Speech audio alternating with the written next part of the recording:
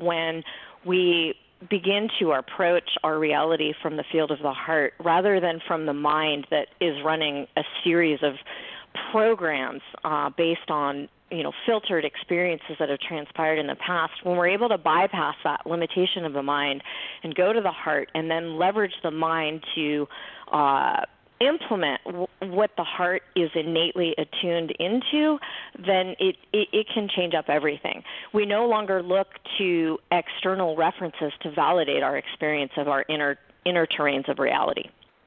I'm sure you've had lots of experiences with the classes and seminars you're teaching about how this has opened up some people. Well, most definitely, and that's one of the other reasons that I wrote The Integrity Effect, is that I had been hearing testimonials and experiences from hundreds of people around the world, how this language of light has been implemented in a very practical manner to really transform not only how they were relating to themselves, but relating to their family, to their colleagues at work, to some of the traditional prevailing paradigms. And one of the consistent aspects of the teachings that keep coming back to me is that rather than teaching people how to, access something outside of themselves, how to seek what they are looking for, there's really a component of remembering. There's really a recognition that we are already fundamentally, inherently complete, and then how do we unlock what is innate to all of us in such a way that it can unfold authentically. And so what tends to occur when you come into the Amjoy teachings, whether you're doing it in a live seminar or through the Integrity Effect, is that there's a form of what I refer to as holo-framing, where you're reframing your experience of yourself in relation to absolutely everything through language. And language is like a map to describe our experiences of reality, but language and words, they're actually carrier waves for very high-level geometries and encoded information. And so through the languaging that is available in the Amjoy teachings, people go from struggling with addictions or self-recrimination or being in dysfunctional relationships or even having conditions or diseases into a holo framework of self-love as integrity and authenticity,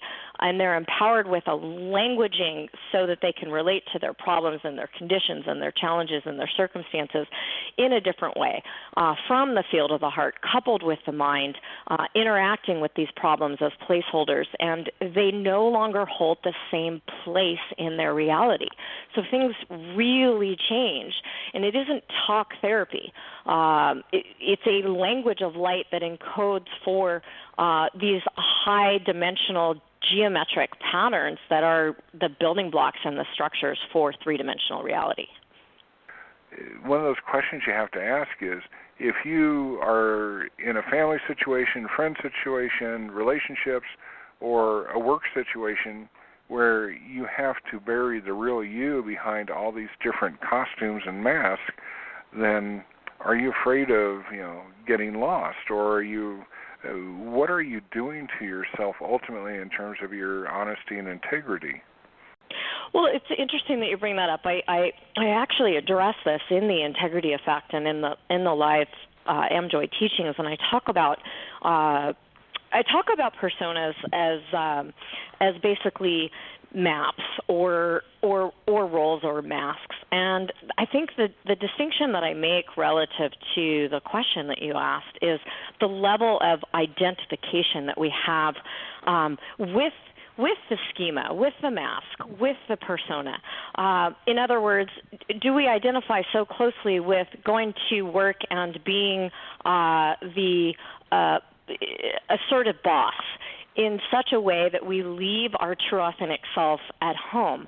But one of the things that I teach in the Integrity Effect is that we bring ourselves wherever we go. And a key facet to authenticity and integrity is recognizing that roles and masks and personas are necessary to support certain structures But when we identify so closely with those roles, masks, and personas, we actually can feel constricted by them.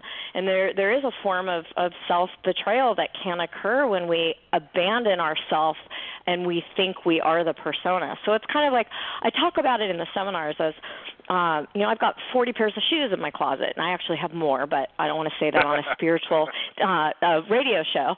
But, I'm always acutely aware that when I put on a pair of boots or a pair of flip-flops, I am neither the boots nor the flip-flops. They're simply shoes that I'm stepping into that will support me in navigating through my day. If I'm going to go on a beach walk, I'm not going to put on black leather boots in 80-degree weather.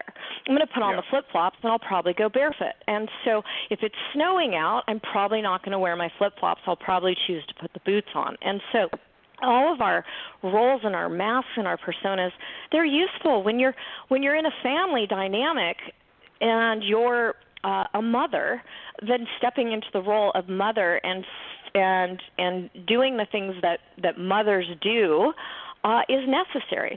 When we identify so closely as being a mother such that we have to be that role in every single motherly interaction and there isn't freedom to breathe, that's when the role has assumed us in such a way that it can consume us. And so in a very practical way, there's a lot of different ways to navigate through those patterns because the question really becomes, how do you even know? Right? When you've acclimated so closely to a role, you start to think that's who you are, just like our identity. Like you think you're Dave, and I think I'm Melissa, and you could almost say even our identities are roles and masks and personas that have been refined through the course of the years. We could almost even say the idea of authenticity is a mask. We could almost, and this will probably trigger some people, we could almost say the idea of like awakening and spirituality is just a series of schemas that we've been following that may not necessarily be absolutely true. So it gets really tricky when you dig deeper into the rabbit hole. Like, who are we? Mm-hmm. Well, for a lot of people, when I talk to them, I give them a couple different models of reality, and one is,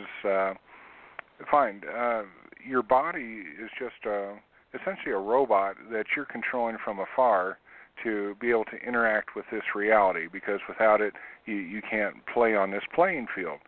And so what do you think happens if you too closely identify with that body such that when it ages, when it starts to lose its appearance, when it starts to break down, and ultimately when that robot falls apart and ends up in the scrap heap, does that mean you've so closely identified with it that you're in the scrap heap? What do you see as being the bigger thing that the you that's you still continues to exist regardless of the vehicle that you're using to move around here in this reality?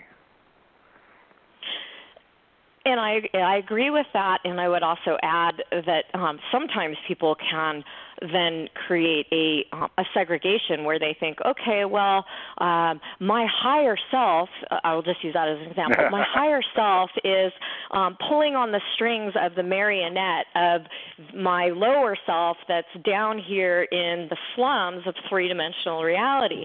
And I've seen where that actually can create more fragmentation rather than connection and integration. And so, I absolutely agree that we are far more, as Bob Monroe said, we are far more than our physical body.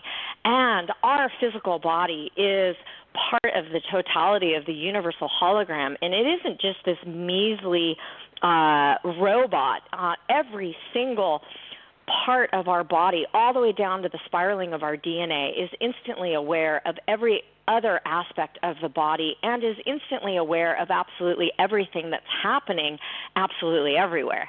And that takes it to a whole new level because, physicality is just one layer of the hologram, but even the physicality is intricately woven through every layer and density of consciousness. And that's trippy for people to realize. Because if we change up our belief systems even around physicality, then the program that's running at the collective about physical death, maybe that'll stop running. We've been programmed for death. Mhm. And one of the models for the universe on how things are controlled is that it's a giant tapestry, and we're the intersection of each of us, a whole lot of threads, and we have threads going in many directions. And I kind of like that idea because we end up with an infinite number of connections being able to be made. We aren't limited to just like what could you weave in a piece of cloth before you run out of space. Those threads can go everywhere. And as situations change, as we form friendships, as we change this or that in our life, in our understanding, in our connection to the universe, then obviously those threads are also moving and changing dynamically to keep everything in some sort of balance, whatever that means. You could consider that every single person's unique perspective is like a point of reference on that diverse tapestry, and if everybody's embodying their own truth, and everybody has their own unique space in that tapestry in whatever pattern or myriad of patterns that it expresses. And because it's all interwoven together, every time we flow with a different perspective, it creates kind of a different patterning in that tapestry. So I agree with you. And again, we're talking high level physics, and then we're putting it in esoteric metaphors. And one of the reasons I write my books and I teach my seminars is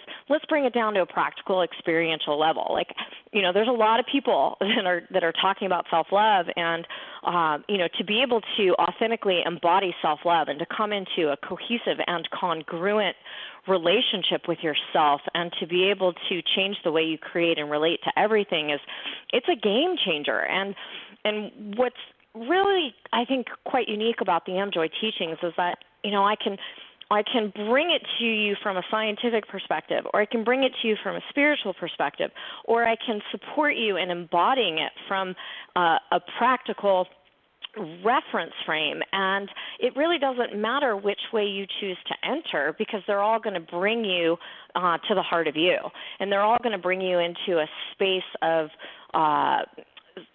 self-empowerment that recognizes that, true authentic power doesn't really require powering over anyone else. It doesn't really require other people's approval. It's really it's a framework and an experience of equal service to self and equal service to others.